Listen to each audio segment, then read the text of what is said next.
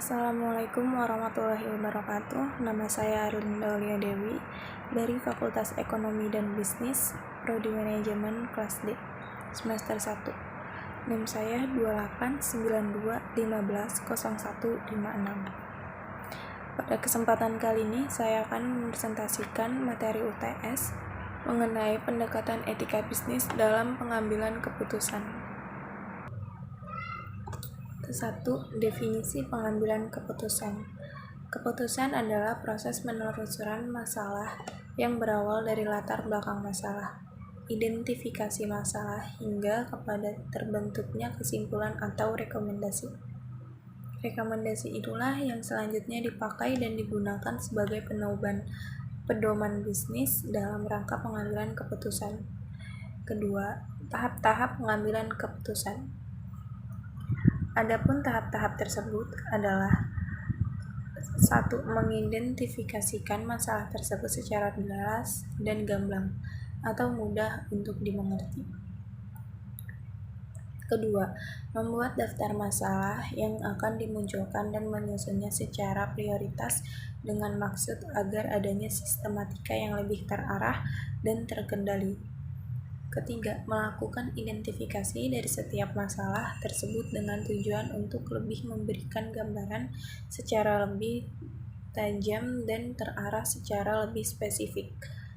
Yang keempat, memetakan setiap masalah tersebut berdasarkan kelompok masing-masing, yang kemudian selanjutnya dibarengi dengan menggunakan model atau alat ujian yang akan dipakai. Dan yang kelima, memastikan kembali bahwa alat uji yang dipergunakan tersebut telah sesuai dengan prinsip-prinsip dan kaidah-kaidah yang berlaku pada umumnya.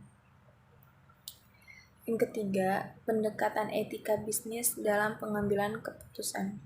Dalam mendukung proses pendekatan etika bisnis dalam mengambil keputusan lebih aspiratif, adapun bentuk-bentuk pendekatan sebagai berikut. Yang pertama, utilitarian approach atau pendekatan manfaat. 2. Individualisme approach yang artinya pendekatan individualisme. Dan yang ketiga, moral rights approach yang artinya pendekatan hak-hak dan moral.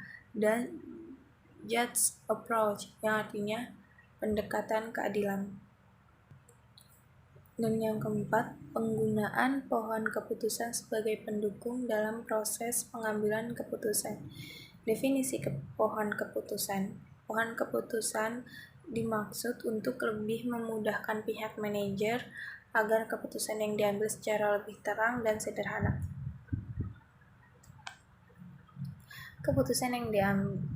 Pohon keputusan dapat didefinisikan sebagai suatu diagram yang cukup sederhana yang memperoleh suatu proses untuk merinci permasalahan yang dihadapinya ke dalam komponen-komponen yang dibuatkan alternatif pemecah beserta konsekuensi masing-masing alternatifnya. Berikut komponen-komponen dalam pohon keputusan. Pohon keputusan yang lengkap mempunyai komponen-komponen sebagai berikut. Yang pertama, titik pilihan atau choice node merupakan hasil akhir sebuah keputusan yang diperoleh dari beberapa alternatif dan merupakan suatu pilihan yang terbaik. Yang kedua, cabang alternatif atau alternative branch merupakan banyak kemungkinan pilihan jawaban dari suatu persoalan yang berpangkal pada titik pilihan.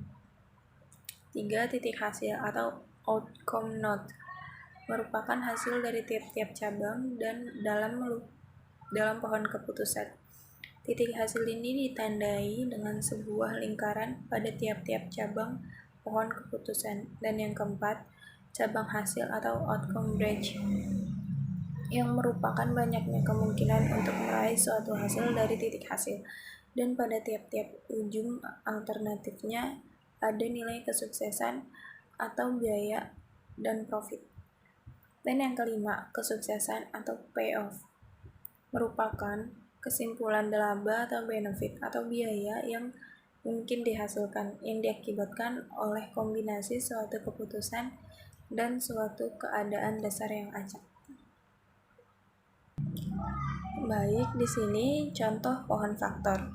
Dari gambar di samping kita dapat pahami bahwa pembuatan pohon keputusan bertujuan untuk memperinci dan mensistematikan proses penggambaran keputusan. Untuk lebih mudah dan memahaminya adalah dapat dikiranya dan dimengerti.